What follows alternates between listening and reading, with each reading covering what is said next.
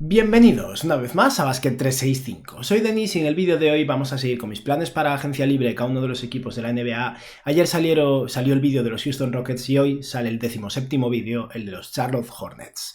Este fin de semana, por cierto, no estoy en casa, estoy en la despedida de soltero de un amigo. Bueno, cuando salga este vídeo ya llevará un día secuestrado, así que no pasa nada.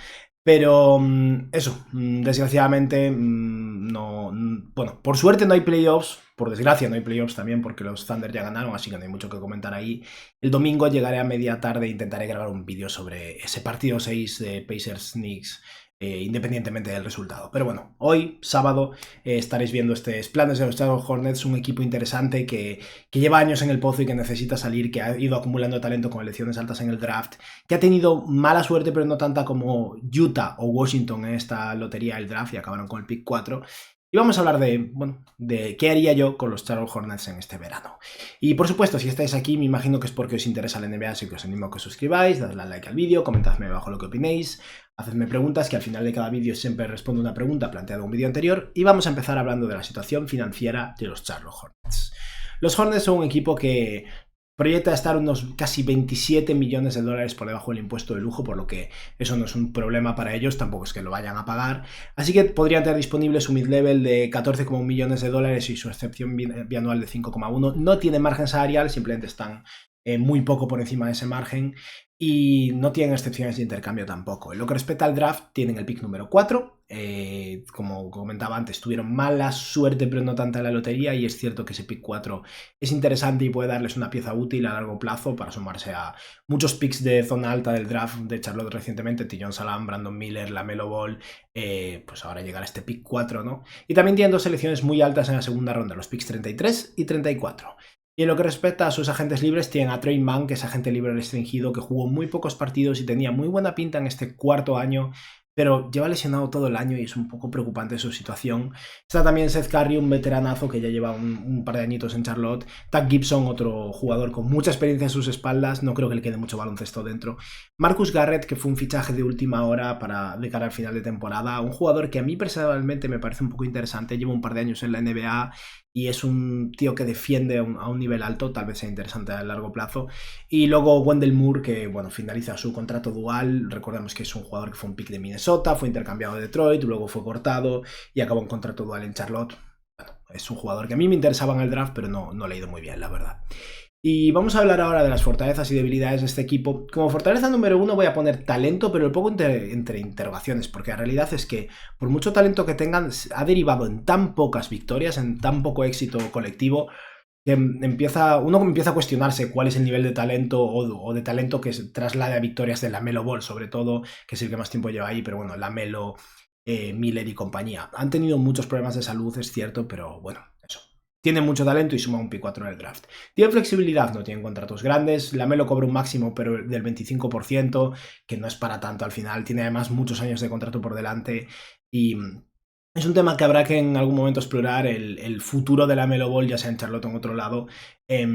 Como resumen en este caso os diré que creo que este para mí es el último año de LaMelo en Charlotte. Si los Hornets este año empiezan a ser competitivos y mejorar, genial.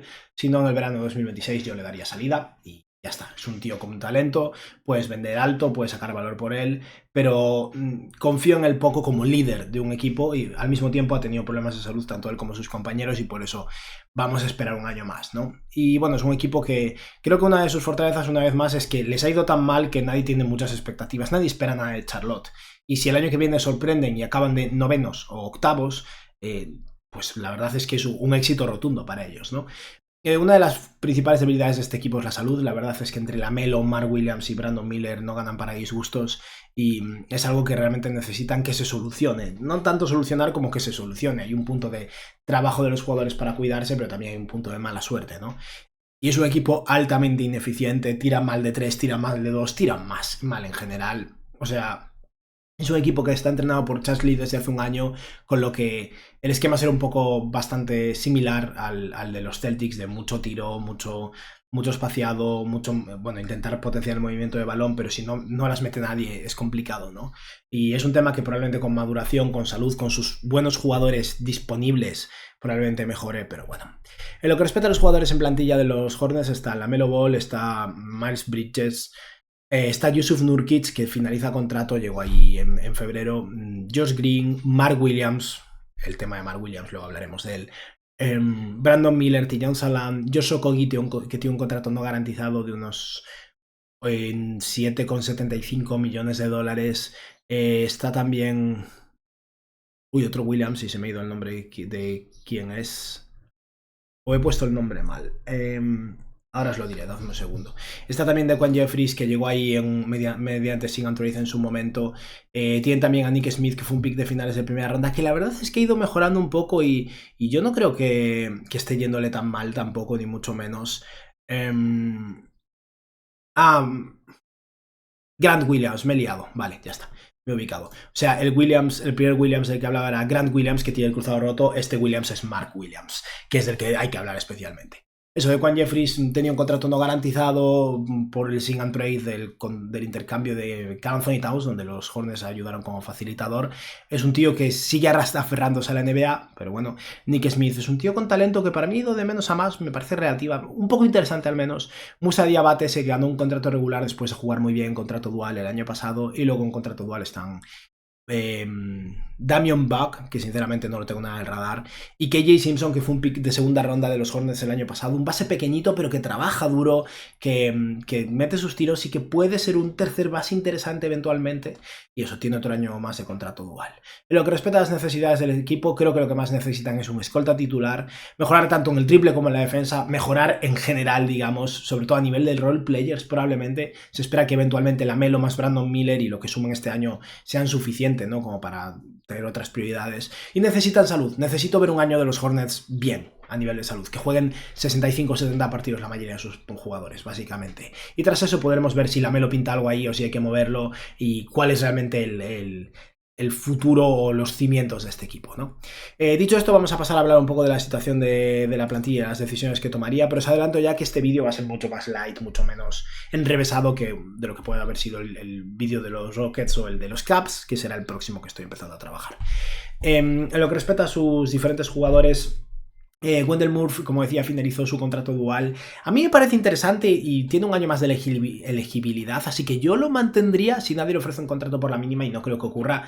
Creo que defiende a un nivel aceptable, ha mejorado como tirador. Como un jugador que dé un pelín de profundidad de ala, yo lo mantendría. Y lo mismo con Marcus Garrett, como decía antes, firmó un contrato regular de final de temporada, pero yo lo convertiría en contrato dual. Los Hornets tienen el pick 33 y 34, esos jugadores, si los seleccionan, firmarán un contrato regular, si no, no sería viable. Por lo que creo que tienen suficiente margen aquí, y creo que Garrett, que solo lleva 2 años en la NBA porque estuvo un año fuera, es un jugador que puede aportar algo de defensa en esa posición de escolta, un poco de 3&D, digamos, por lo que yo probaría suerte con él. Luego está el caso de Jeffries, que como decía antes yo lo cortaría. Es un tío que lleva años aferrándose entre Knicks, Spurs, ahora Hornets, pero son 2,7 millones de dólares, no es por el salario, simplemente que prefiero generar espacio para alguien más joven, alguien que pueda llegar a ser interesante. Jeffries yo no creo que tenga nada que aportar. Josh Okogie es interesante, no tanto por lo que puede aportar a los Hornets, que bueno, defiende y tal, pero está sobrepagado con esos casi 8 millones de salario. Al mismo tiempo, su contrato es no garantizado hasta finales de julio, por lo que tienen ahí todo el mes de junio para decidir cómo... No, es no garantizado hasta finales de julio, por lo que tienen el inicio de la agencia libre para ver cómo operar y si al final hay una posibilidad de utilizar a Okogie en algún intercambio para comerse algún salario o algo, tal vez puedan utilizar el bloque salarial que es Josh Okogie. Si no, yo lo cortaría y ya está. Luego está Seth Curry. De entrada yo lo dejaría ir. Me gusta, bueno, tanto Seth Curry como Tad Gibson, de hecho, ambos me gustan como veteranos, no está mal, pero bueno, Nurkic va a estar, hay un par de jugadores más. Si en el último espacio de la plantilla luego quieres traerte de vuelta a Seth Curry o a Tad Gibson, yo creo que mantendría a Curry, que lleva un par de añitos en el equipo ya. Me parece bien, pero de entrada no vamos a considerar a ninguno de los dos. Luego está Diabate, que como decía se ganó un contrato regular, tiene un contrato no garantizado, yo lo mantendría 100%. Es un tío con, lo digo siempre, poquísimo talento ofensivo, pero trabaja muy duro, defiende lo que puede, rebotea a un nivel alto, es un muy buen reboteador ofensivo, y al final un tío que curra, que cobra 2 millones en una posición de pivote en la que las cosas están difusas con el intercambio cancelado de Mark Williams, yo lo mantendría. Y ahora vamos a hablar ya de la agencia libre restringida de Trey Mann. Esto es raro. Mann fue un jugador que no hizo gran cosa en sus 2 primeros años en Oklahoma, empezó a despuntar en su final de tercera temporada tras ser intercambiado a Charlotte, y este año tuvo una Summer League impresionante y pintaba todo bien hasta que se lesionó, y jugó un total de 13 partidos. En esos 13 partidos no se le puede reprochar mucho, básicamente fue un sexto hombre muy alto calibre, ¿no? 24 minutos de juego, 14 puntos eficientes, tiene solo 24 años, pero me preocupa su salud y me preocupa en general la sostenibilidad del rendimiento de Tre Mann. Creo que de verdad había dado un salto y era alguien listo para contribuir un poco, ¿no? Y por eso yo no lo dejaría ir, mantendría sus derechos como agente libre restringido e intentaría encontrar un acuerdo, un término medio, pero no creo que el acuerdo sea muy elevado. Al final, si qualifying offer es de unos 7 millones de dólares, los Hornets tienen dinero para pagarle. Yo lo que haría sería pagarle tal vez 2 años, 12 millones por año, con opción del equipo en el segundo año, o 2 años, 11 millones por año, digamos, 2 años 22. Es más de lo que se merece en base a lo poco que ha rendido y a su salud. Y al final lo puedes utilizar un poco como una posible pieza de intercambio. Es algo similar a lo que hacen muchas veces los Magic. Si Mann lo hace bien, luego ya renegociarás con él eventualmente. Y si no, pues es un contrato de 1 año y lo rechazas y ya está. O sea que yo lo mantendría como jugador de segunda unidad, digamos. Y luego está Mark Williams. Y esto es una movida, porque a mí Mark Williams me parece un buen pívot titular, con sus carencias, peor defensor de lo que la gente cree viendo lo grande que es, pero un tío que rebotea, que produce y que lleva 3 años en la NBA. Sí que es cierto que su salud deja bastante que desear, pero a mí me gusta. También es cierto que entiendo que la frustración entre Mark Williams y los Charlotte Hornets será considerable, o bueno, la frustración de Mark Williams con los Hornets más bien después de haber sido intercambiado. Era una oferta irrechazable, es verdad, los Lakers estaban sobrepagando muchísimo, pero ahora mismo, ¿cómo arreglas esto? No lo sé. Y este es el verano en el que negocian una extensión de contrato. Yo lo que haría sería ponerle sobre la mesa una oferta no muy potente, una oferta que va a rechazar y ya vería luego qué pasa. Creo que al final Mark Williams en febrero va a acabar en otro equipo, porque lo va a pedir también. Yo lo que haría sería ofrecerle un contrato similar al de Isaiah Stewart, tal vez un poco más por la subida del margen salarial. 4 años, 70 millones, con el último año tal vez parcialmente garantizado o algo así, porque nada me garantiza que Mark Williams no vaya a seguir desmoronándose físicamente. Al mismo tiempo, si accede a firmar eso, porque él mismo también está preocupado por su salud, no es un contrato que sea un lastre tan grande a largo plazo, y si sale bien es un pívot de calibre titular muy barato. No va a firmar. Pero bueno, es que es una situación muy complicada. Tampoco vas a intentar rectificarlo ahora sobrepagándole y poniéndole 100 millones por 4 años sobre la mesa, porque a lo mejor se rompe de verdad, pero se han puesto en una situación complicada, la verdad. Y dicho esto, vamos a ver cómo quedaría la plantilla antes de hablar del draft, y pasaríamos a tener un equipo con LaMelo Ball, Josh Green, Brandon Miller, Miles Bridges, Mark Williams, Tre Mann, Tidjane Salaün, Grant Williams, Moussa Diabaté, creo que es Moussa Diabaté, si no me equivoco. Nick Smith Jr., Josh Okogie y Jusuf Nurkic. Aquí Salaün realmente debería ser un ala pivot, lo tengo aquí por rellenar la plantilla. Grant Williams, cuando vuelva de su ruptura de ligamento cruzado, que espero que vuelva en breves, creo que es un jugador que puede aportar un poco de profundidad, y es evidente que la posición más vulnerable es la de escolta con Josh Green, tal vez la de pivot por las circunstancias en las que se han puesto. Creo que LaMelo, eso, no sé cuánto confío en LaMelo y bueno, ya sabéis lo que opino de Miles Bridges, pero a nivel juego aporta. La realidad es que el único jugador en el que estoy 100% convencido de que lo quiero a largo plazo en Charlotte es Brandon Miller, pero vamos a tirar con esto. Y ahora vamos a hablar del draft. Los Charlotte Hornets tienen el pick 4 del draft. Yo de aquí no me saldría, yo seleccionaría a alguien en este pick. Creo que es interesante seguir sumando talento, pero es una pena que sea el pick 4 y no el 2. Yo, si me das la opción de conseguir a Dylan Harper, me lo quedo, y si no funciona con LaMelo, le doy zapatilla a LaMelo. Pero no va a pasar y no creo que deban sobrepagar en exceso para intentar escalar. Vamos a quedarnos con el pick 4 y ya está. Y en ese caso hay 3 nombres, digamos, porque tampoco es que haya muchas más opciones. Si Ace Bailey cae, si BJ Edge como otro jugador acaba siendo seleccionado en el pick 3 por parte de los Philadelphia 76ers o otro equipo, si es que intercambian ese pick, yo seleccionaría a Ace Bailey. Es cierto que a nivel posicional no es ideal, me da igual. Al final, tú eres Charlotte, no te va bien, sigue acumulando talento. Para mí hay que seleccionar en un rango así. No tienes el pick 10 y eres un equipo ya más constituido intentando encontrar al jugador que redondea tu equipo. Eres los Charlotte Hornets. Para mí hay que seleccionar al jugador con mejor pinta a largo plazo, con más potencial, porque si sale bien te vale la pena. Y es Bailey aporta tiro, un equipo que lo necesita, aporta algo de tamaño, algo de rebote. Está muy verde, pero es que me da igual ahora mismo. Aún así, como creo que no va a estar disponible, el nombre que todo el mundo tiene en mente y que yo tenía en mente antes de ponerme a grabar este vídeo es BJ Edgecombe.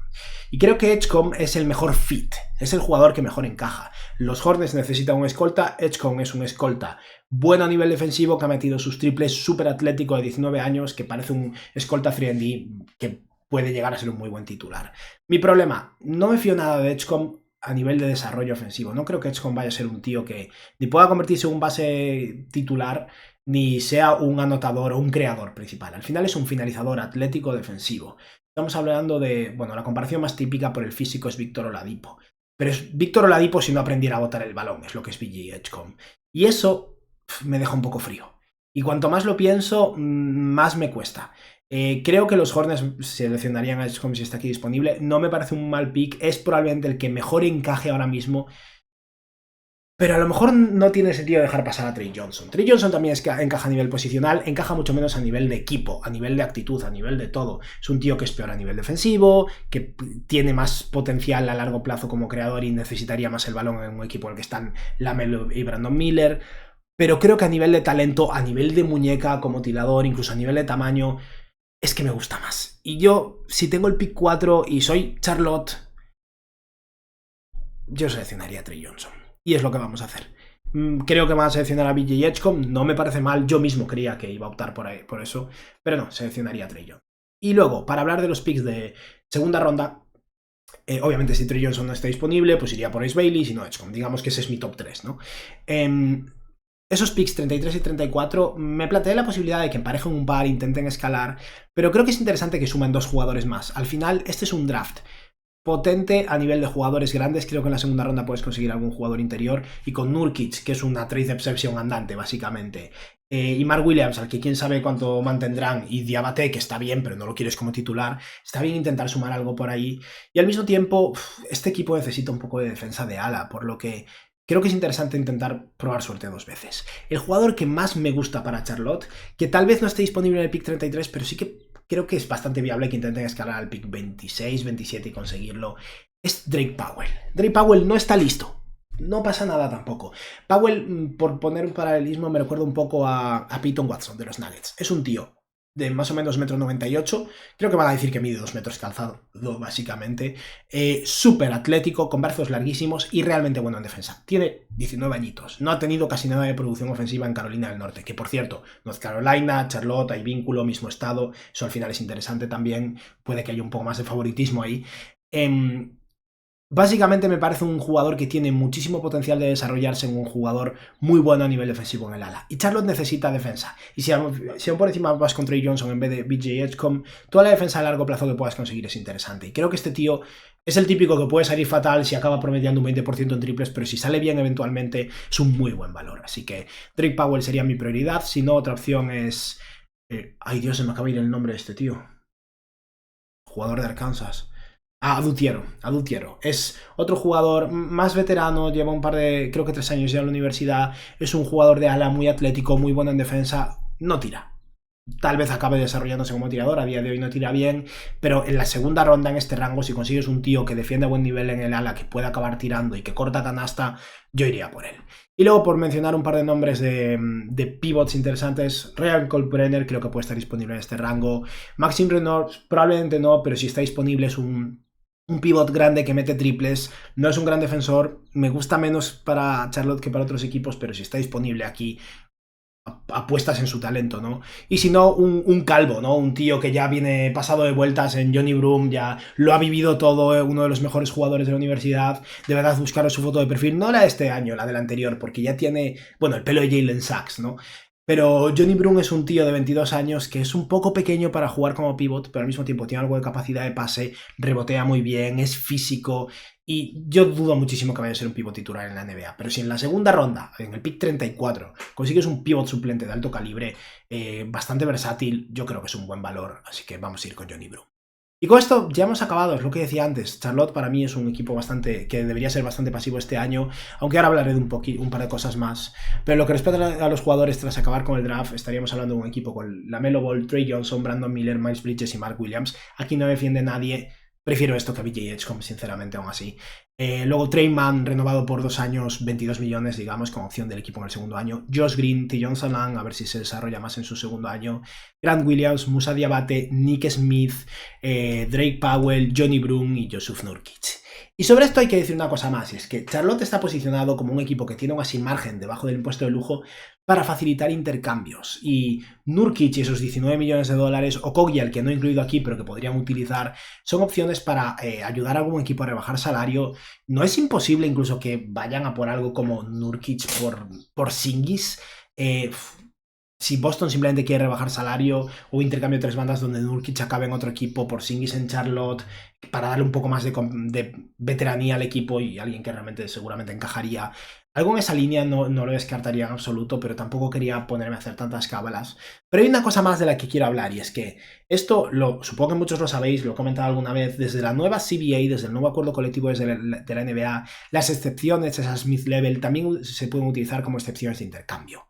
Aquí no he planteado que hagan ningún fichaje en agencia libre con esa mid-level de 14,1 millones de dólares, pero la tienen disponible y completa. De hecho, podrían utilizar una parte para elevar el salario de alguno de sus picks de segunda ronda, de Johnny Brown o Drake Powell, si quieren. Pero hay una opción aquí que es absorber un contrato. Absorber un contrato de un equipo que quiere rebajar salario, tal vez pagando alguna segunda ronda si el jugador suma valor, pero básicamente hacer un fichaje de agencia libre de un agente libre ya fichado, ya firmado desde hace años en algunos casos. Porque la realidad es que Charlotte en esta agencia libre no creo que vaya a conseguir a nadie súper interesante, hay otros equipos que estarán por encima, pero creo que esto sí que es una opción muy interesante de absorber un contrato y ya está. Y voy a mencionar tres nombres que me parecen realmente interesantes. El primero es Sam Hauser. Sam Hauser es un buen jugador, firmado por 4 años, 44 millones de dólares, si no recuerdo mal. Es un contratazo de menos de la mid-level por un tío que aporta tiro y tamaño, que encajaría muy bien en Charlotte y en Detroit y en bastantes equipos. Y Boston va a querer ahorrar dinero. Aún no me he puesto a pensar mis planes para los Celtics. No sé por dónde tirarán. O Holiday o Porzingis, uno de los dos saldrá. Pero en función de las circunstancias, tal vez se vean forzados a liberar también este salario de Sam Hauser. A mí Hauser me gusta mucho. Si fuera los Celtics intentaría mantenerlo. Pero Charlotte debería estar dispuesto a absorber su contrato encantado, pagando segundas rondas, obviamente. Los Celtics van a sacar valor por Hauser, es un muy buen jugador con un buen contrato. Pero imaginaos que básicamente como fichaje de agencia libre consigues a Sam Hauser con 4 años, 40 y algo millones y pagas 2-3 segundas rondas. Tal vez metes un contrato de la mínima de veterano, un Nick Smith o algo así. A mí me parece una adquisición potentísima para los Hornets y creo que es por donde deberían tirar. Y un par de alternativas en esa misma línea. Isaac Okoro, defensa en esa posición de escolta. Se solapa un poco con Josh Green para mí, pero los Caps lo van a tener que mover, estoy seguro. Si mueven a Okoro se salen del segundo tax apron y eso es fundamental para Cleveland. Probablemente aquí hasta puedan sacarle una segunda ronda a Cleveland por comerse su contrato o paguen una segunda ronda floja, no mucho más. Okoro no creo que tenga mucho valor tal y como le ha ido este año, pero me parece un jugador interesante para los Hornets. Y un tercer nombre, y con esto ya acabamos, tal vez Royce O'Neal es diferente, es un jugador más veterano, pero si los Suns acaban moviendo a Durant, quieren reestructurar un poco la plantilla y quieren ahorrar dinero, mover a O'Neal directamente a otro equipo a cambio de una segunda ronda o algo así. Es un veterano que luego Charlotte puede mantener, puede utilizar para ser un poco más competitivos, puede mover a otro lado y al final te pones una plantilla que en febrero tiene disponible a Grant Williams ya sano, Royce O'Neal tal vez, Nurkic como opción para ahorrar dinero a otro equipo o ahorrarse un contrato a largo plazo. Básicamente creo que Charlotte sí se puede posicionar como un equipo un poco más competente este año, pero que todavía puede seguir jugando un poco en febrero, facilitando intercambios y llevándose valor. Y ya está, con esto hemos acabado. Digamos que consiga Sam Hauser sería genial, pero si no, uno de estos nombres creo que es muy viable también. Y bueno, para acabar, como siempre, vamos a hacer una mención a todos esos miembros del canal. Y eso, muchas gracias a todos por vuestro apoyo, de verdad se agradece un montón. Y por otra parte vamos a responder una preguntilla y ya acabamos. Y la pregunta que voy a responder ahora es una de... porque se está hablando de bastantes cosas ahora, de intercambios, rumores, lo típico, empieza la rumorología ya fuerte, ¿no? Pero en este caso Justin Pérez pregunta: hola Denis, ¿crees que es posible que Jamal Murray sea traspasado? Simplemente sobre esto quiero decir que creo que es posible, aún no he empezado con mis planes para los Nuggets, serán en breves de hecho, pero creo que es muy poco probable. Básicamente los Nuggets necesitan a Jamal Murray. Necesitan ese closer de perímetro junto a Jokic. Creo que tanto Aaron Gordon como Jamal Murray son bastante intocables, a niveles diferentes, pero bastante intocables para Denver. Y además Murray cobra más de lo que vale, lo cual quiere decir que si lo intercambias a otro equipo, el valor que vas a conseguir por él no es muy elevado, no en función a su rendimiento cuando está bien. Y al final los Nuggets acabarían siendo peores, perdiendo un jugador clave. No veo el motivo. O sea, el motivo sería puramente económico, pero llegar a ese punto, intercambiar a Murray por ahorrar dinero, no creo que sea algo viable realmente para estos Denver Nuggets. Y nada, ya está. Con esto hemos acabado por hoy. Espero que os haya gustado el vídeo y que tengáis un buen día. Adiós.